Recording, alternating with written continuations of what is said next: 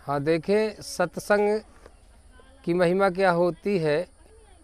एक मजदूर था जो मजदूरी करने वाला, लेकिन उसके हमेशा सत्संग से बड़ा प्रेम था और सत्संग हमेशा सुनता था और सत्संग हमेशा कहता था। सत्संग से बड़ा भाव था, सत्संग बड़ा प्रेम करता था, सत्संग में जाता था, लेकिन मजदूरी करता था। एक दिन एक चौराहे पर खड़ा था, एक सेठ जी पहुँचे, बोले भैया मेरा सामान पहुँचा देंगे। बोले हाँ भैया पहुँचा दूँगा सामान, लेकिन मेरी एक शर्त है कि मैं जिसका सामान ले जाता हूँ वो या तो मुझे सत्संग सुनाए या तो सत्संग सुने, तो मैं उसी का काम करता हूँ, नहीं मैं काम नहीं करता। तो सेठ जी को जल्दी था, तो उसने कह दिया कि चलिए अच्छा मैं सुनूंगा, सुना तो नहीं सकता लेकिन चलिए मैं सुनूंगा।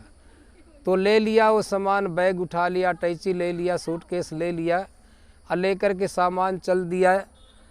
आगे आगे सेठ जी चल रहे, पीछे पीछे मजदूर चल रहा है और सत्संग सुनाता गया। सत्संग जब चर्चा सुनाता गया, परमात्मा की गुणान बात गाते बताते चला गया, चर्चा सुनाते गया, प्रभु की कथा का चर्चा करते गया और हाँ हाँ सेठ जी कहते चले गए। लेकिन जब सेठ का घर पहुंच गए तो सेठ जी ने कहा कि अब बस घर हमारा आ गया है, सामान रख दो। तो सामान रख दिया, सेठ जी ने पैसा दे दिया। तब मजदूर ने पूछा कि सेठ जी ये बताइए कि मैंने जो सत्संग तुमको सुनाया हूँ तो कुछ सुना है कि नहीं सुना, कुछ उसको तुम्हारे पल्ले पड़ा है कि नहीं पड़ा।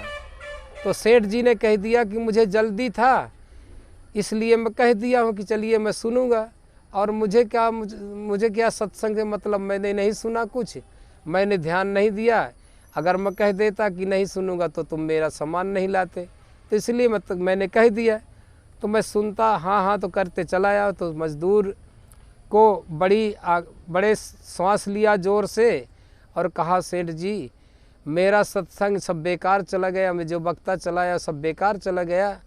चलिए ठीक है, अगर तुमने सत्संग मेरा बेकार कर दिया, नहीं सुना, तो कल सुबह 6 बजे तुम्हारी मृत हो जाएगी।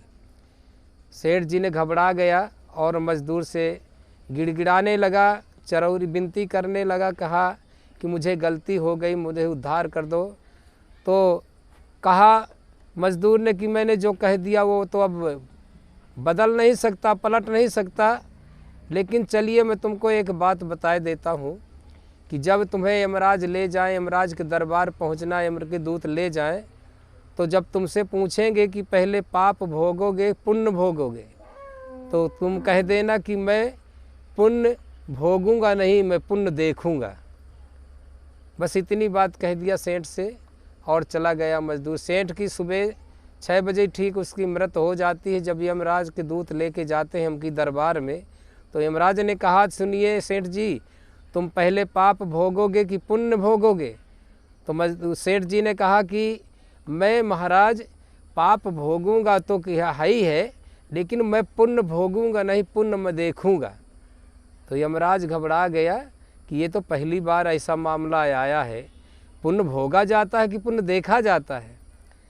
लेकिन उसने कहा कि नहीं महाराज मैं पुण्य देखूंगा, पुण्य भोगूंगा नहीं। तो यमराज ले करके उसको चल दिए, जाकर पहुँचे ब्रह्मा जी के पास।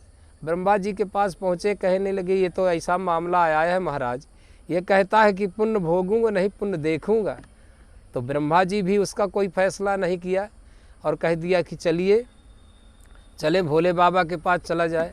तो भोले शंकर जी के पास पहुँचे, लेकर के मजदूर को कहने लगे कि महाराज जी ये पहला ऐसा मामला आया है, ये कह रहा है कि पुण्य भोगूंगा नहीं, मैं पुण्य देखूंगा। तो भोले बाबा ने कहा कि चलिए विष्णु जी के पास चला जाए। अब भगवान के पास पहुँचे, विष्णु जी महाराज भगवान के पास पहुँचे।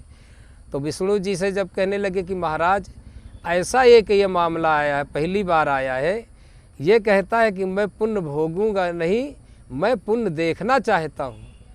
तब भगवान विष्णु ने कहा कि अब क्या देखेगा, तो पुण्य है, तुम्हारा थोड़ा से पुण्य किया है, जो मजदूर के मुख से थोड़ी तुम्हारे कानों में सत्संग का पड़ गया है शब्द, जो सत्संग का शब्द पड़ गया उसी का पुण्य है। थोड़ा से जो आप तुम देख रहे हो, सबका दर्शन कर रहे हो, अब यही वही पुण्य का प्रभाव तो है, देख रहे हो, और क्या देखोगे।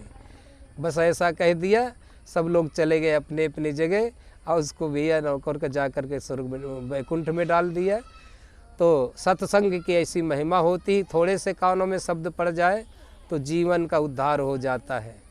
बोलिए सद्गुरुदेव भगवान की जय।